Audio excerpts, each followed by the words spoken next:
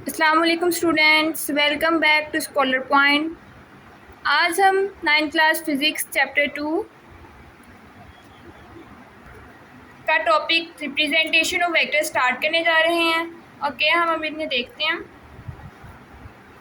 Representation of vectors, vectors को जाहिर करने का तरीका। तो हम अब इन्हें वन बाय वन देखते हैं कि हेडिंग्स के साथ हमने अपने सब टॉपिक को कैसे कवर करना है, वेक्टर्स को रिप्रेजेंट कैसे करना है। अब हम इसे वन बाय वन देखते हैं। जी students, representation of vectors, vectors को जाहिर करने का तरीका। सबसे पहले हमने रिप्रेजेंटेशन ऑफ वेक्टर्स में वेक्टर्स की डेफिनेशन एंड एग्जांपल पुट करेंगे। उसके बाद हम इसका रिप्रेजेंटेशन, इसको जाहिर करने का तरीका बताएंगे, क्योंकि पहले हम बताएंगे कि वेक्टर्स कहते किसे हैं। वेक्टर्स की डेफिनेशन प्लस एग्जांपल्स। डेफिनेशन है vectors have magnitude and direction both, जैसा कि हम प्रीवियस लेक्चर में पढ़ चुके हैं। वेक्टर्स हम पढ़ चुके थे। वेक्टर्स वो वाली फिजिकल क्वांटिटीज़ होती हैं that have magnitude and direction both. Examples में था displacement, acceleration, velocity, weight and force. अब हम इसे देखते हैं। सो वेक्टर्स की डेफिनेशन एग्जाम्पल करने के बाद हम रिप्रेजेंटेशन की तरफ मूव करते हैं। Representations, vectors are represented by two ways. Vectors को रिप्रेजेंट करने के दो मेथड्स हैं, symbolically and graphically. First of all हम सिम्बॉलिकली देखते हैं। सिम्बॉलिकली वेक्टर्स को कैसे रिप्रेजेंट किया जाता है। सिम्बॉलिकली रिप्रेजेंट करने के लिए वेक्टर्स के पास हमारे यहाँ पर थ्री वेज हैं। First one, by bold face letters. For example bold face, हम बोल्ड फेस लेटर्स को, जो हमारे पास वेक्टर्स होते हैं उनके सिंबल्स को हम बोल्ड फेस लेटर में लिख देते हैं। ये हमारे वेक्टर्स को रिप्रेजेंट करने का एक मेथड है। Second method, with an arrow head over letter. Letter के ऊपर हमने एरो हेड डाल देना है, ये हमारे पास वेक्टर बन जाएगा। कोई भी वेक्टर है जब तक उसके ऊपर एरो नहीं होगा वो हमें वेक्टर रिप्रेजेंट नहीं होगा। Third way, by italic letter. Italic writing होती है थोड़ा सा टेढ़ा करके लिखना, टेढ़ापन। सो इटैलिक राइटिंग में हमारे पास टेढ़ी राइटिंग आ जाएगी। हमारे पास हमारी बुक्स में जहाँ भी कहीं इटैलिक राइटिंग गिवन हो या फिर लेटर के ऊपर एरो हो और बोल्ड फेस लेटर्स हो, तो हमें समझ लग जाएगी कि ये तीनों जो हैं सिंबल्स, ये वेक्टर्स के सिंबल्स हैं। So vectors are represented symbolically by three ways. One by boldface letter, second by arrowhead over letter, and third by italic letter. Now we move graphically method of representation. Representation of vectors graphically. There are also three methods of representation of vectors by graphically. ये हमारा exercise का short question भी है that how vectors are represented graphically. So there are three methods. First of all, by drawing a straight line with an arrowhead at one end. Straight line हमने draw करनी है, उसके last पे हमने एक arrow head लगा देना है। इस वे में हमारे पास एक वेक्टर को रिप्रेजेंट किया जाएगा by a straight line with an arrow head. Second हमारे पास जो मेथड है straight line with an arrow head. Second method है हमारे पास length of line represents the magnitude of vector quantity. जितनी लेंथ होगी हमारे पास वेक्टर की, हमें समझ लग जाएगी कि उसका उतना मैग्नीट्यूड है। अगर किसी वेक्टर की लेंथ हमारे पास छोटी होगी मीन उसका मैग्नीट्यूड छोटा है, और जिस वेक्टर की हमारे पास लेंथ ज़्यादा होगी उसका मैग्नीट्यूड ज़्यादा होगा। Third point, direction of arrow indicates the direction of vector. जिस तरफ एरो की डायरेक्शन होगी एरो हेड की, उस तरफ हमारी डायरेक्शन होगी वेक्टर की। For example if it is upward then जो है हमारा वेक्टर उसकी डायरेक्शन अपवर्ड है। इफ़ इट्स राइट साइड और लेफ्ट साइड और डाउनवर्ड तो हमारे वेक्टर्स की डायरेक्शन जो है वो उस तरफ होगी। So graphically this is also a short question and also a part of long question. Short question ऐसे है हमारी एक्सरसाइज का, how vectors are represented graphically. So इसमें हमारे पास 3 पॉइंट्स होंगे, with the straight line, with an arrowhead at one end, length of line represents the magnitude of vector quantity। ये हमारे पास 2 MCQs भी बन रहे हैं that length जो है, length of line, वेक्टर की लेंथ किस चीज़ को रिप्रेजेंट करती है, उसकी मैग्नीट्यूड को। जितनी लेंथ होगी उतना मैग्नीट्यूड होगा। And third point is direction of arrow indicates the direction of vector.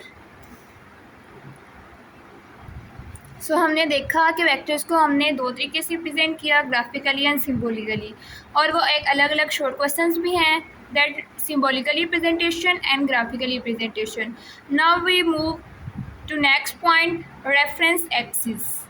Reference axis किसे कहते हैं, ये हम इसके पॉइंट्स पढ़ते हैं, उसके बाद हमें समझ लगेगी कि रेफरेंस एक्सिस एक्चुअली में है क्या। To represent direction, two mutually perpendicular lines are required. One line is horizontal line and the other line is vertical line. Horizontal line is called x-axis, vertical line is called y-axis. Horizontal line में हमारे पास x and x dash होंगे and vertical line में हमारे पास y and y dash होंगे और ये दोनों एक दूसरे के म्यूचुअली परपेंडिकुलर होंगे। अब हम देखते हैं कि हमने ऐसे ड्रॉ कैसे करना है।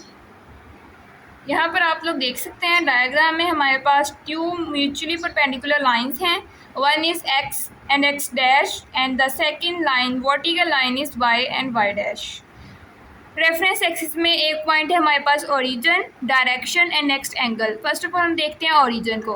The point where these lines meet is known as origin. वो वाला पॉइंट जहाँ पर तमाम एक्सिस तमाम लाइंस एक दूसरे के साथ मीट करती हैं, मिलती हैं, उस एक्सिस को कहते हैं ओरिजिन और it is represented by O. It is represented by ओ।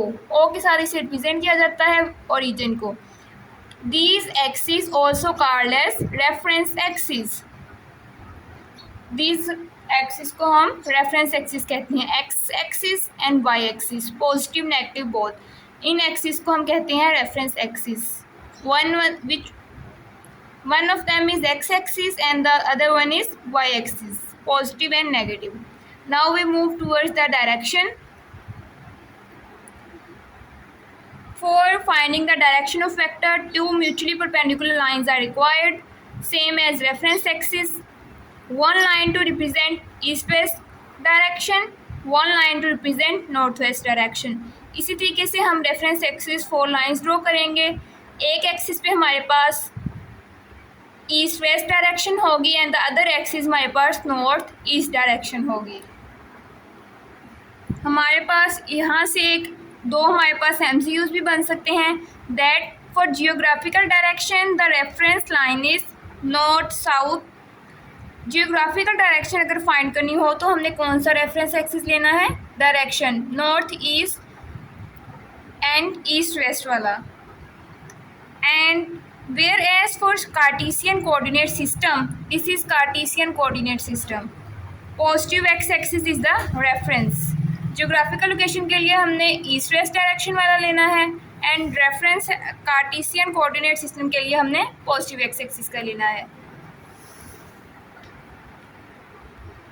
यहाँ पर हमारे पास east west and north, sorry यहाँ पर हमारे पास साउथ आएगा, एस फॉर साउथ। नेक्स्ट है हमारे पास point angle. Direction is usually given by an angle theta with X axis. हमने वेक्टर की डायरेक्शन को थीटा के साथ जाहिर करना है। Here's theta is the angle. Angle is measured from right side of x axis. यहाँ पर हमारे पास बहुत इंपॉर्टेंट 2 पॉइंट्स हैं जो कि हमारे MCQs भी बन सकते हैं और हमारे पास क्वेश्चन भी आ सकता है that how the angle of vectors are represented. Angle is measured from right side of x axis. X axis की राइट साइड से मीन पॉजिटिव एक्स एक्सिस से हमने एंगल को स्टार्ट करना है in anti clockwise direction. This is also very important MCQs that हमने जो है वेक्टर का एंगल वो हमने पॉजिटिव एक्स एक्सिस और एंटी क्लॉकवाइज डायरेक्शन में फाइंड करना है। A vector is drawn from the origin of reference axis towards given direction. Vector जो है वो हमने रेफरेंस एक्सिस के ओरिजिन से गिवन डायरेक्शन की तरफ शो करना है। एंगल को हम रिप्रेजेंट कैसे करते हैं ये हम देखते हैं। चलिए अब हम देखते हैं कि हम जो है वो एंगल को कैसे रिप्रेजेंट करेंगे। This is the theta angle hair. इसे हमने अभी क्या पॉइंट्स पढ़े हैं हमने कि इसे पॉजिटिव एक्स एक्सिस से एंटी क्लॉकवाइज इस तरफ होगा, हमने इसे एंटी क्लॉकवाइज डायरेक्शन में पॉजिटिव एक्स एक्सिस से रेफरेंस एक्सिस के ओरिजिन से गिवन डायरेक्शन की तरफ ड्रॉ करना है। Here V is the vector जो कि हमने रेफरेंस एक्सिस के ऊपर शो किया है।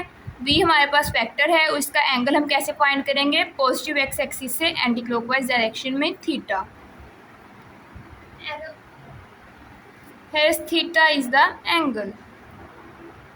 अगर हमारे पास सेकंड क्वाड्रेंट में, थर्ड क्वाड्रेंट में एंड फोर्थ क्वाड्रेंट में भी वेक्टर मौजूद होगा तो हमने उसे पॉजिटिव एक्स एक्सिस से कंटिन्यू करके नेक्स्ट एक्सिस तक ले जाना है, बट शर्त यह है कि हमने जो है वो पॉजिटिव एक्स एक्सिस से ड्रॉ करना है, एक्स एक्सिस की राइट साइड से। जी स्टूडेंट्स, हमारे बुक पे टॉपिक था रिप्रेजेंटेशन ऑफ वेक्टर्स। ये हमारे पास एक लॉन्ग क्वेश्चन है, यहाँ पर हमारे विदाउट हेडिंग्स गिवन है। बुक से ही हमने सारा करना है, लेकिन हमने विद हेडिंग्स इंक्लूड करना है। मैंने आप लोगों को हेडिंग्स के साथ सारा लॉन्ग क्वेश्चन बता दिया है। अगर आप लोग को नेक्स्ट लॉन्ग क्वेश्चंस भी ऐसे हेडिंग्स के साथ चाहिए, आपने इन्हें पेपर के ऊपर कैसे रिप्रेजेंट करना है विद प्रेजेंटेशन एंड हेडिंग्स, सो आप लोग कमेंट बॉक्स में मुझे बताएं आप लोगों ने कौन से चैप्टर्स करने हैं। अब हम यहाँ से बुक से एक दफ़ा देख लेते हैं, रीड आउट कर लेते हैं। First of all, representation of vectors में हमारे पास सिम्बोलिकली मेथड, सिम्बोलिकली में हमारे पास यहाँ पर 3 मेथड जहाँ तक गिवन है, यहाँ तक हमारे पास सिम्बोलिकली का एक शॉर्ट क्वेश्चन बनेगा। देन हमारे पास रिप्रेजेंटेड ग्राफिकली, ग्राफिकली के यहाँ से लेकर यहाँ तक पॉइंट ग्राफिकली का है हमारे पास। नेक्स्ट हमारे पास यहाँ से रेफरेंस एक्सिस का टॉपिक स्टार्ट होगा, east west direction and north south direction का यहाँ तक। उसके बाद हमारे पास पॉजिटिव एक्स एक्सिस और negative x axis, y axis के पॉइंट्स गिवन है, ओरिजिन की डेफिनेशन है, रेफरेंस एक्सिस की है, साथ हमारे यहाँ पर कार्टेशियन कोऑर्डिनेट सिस्टम गिवन है। लास्ट में हमारे पास एंगल थीटा गिवन है, that right side of x axis in anti clockwise direction. This is the whole topic with this diagram. This is X and Y axis and this is north south. यहाँ पर हमारे पास MCQs given है। For geographical direction the reference axis is north south, whereas for Cartesian coordinate system positive x axis is the reference. So ये था हमारे पास हमारा आज का लॉन्ग क्वेश्चन। इसे हम अब एक दफ़ा देख लेते हैं दोबारा से। अगर आप लोगों ने इस टॉपिक का स्क्रीनशॉट लेना है वो भी आप लोग ले सकते हैं। रिप्रेजेंटेशन ऑफ वेक्टर्स, वेक्टर्स की डेफिनेशन एग्जांपल स्टार्ट में पुट करेंगे। उसके बाद रिप्रेजेंटेशन के 2 मेथड्स हैं, सिम्बोलिकली, ग्राफिकली। 3 पॉइंट ग्राफिकली के हैं, 3 पॉइंट सिम्बोलिकली के हैं।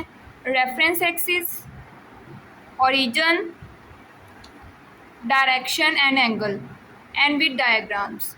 ये था हमारा आज का टॉपिक रिप्रेजेंटेशन ऑफ वेक्टर्स। सो अगर आपको आज की वीडियो अच्छी लगी हो, लेक्चर समझ में आया हो, सो वीडियो को लाइक कीजिएगा, चैनल को सब्सक्राइब कीजिएगा ताकि नेक्स्ट वीडियोस आप तक इजीली पहुंच सके। नेक्स्ट लेक्चर के लिए अल्लाह हाफिज़, मिलते हैं नेक्स्ट लेक्चर में।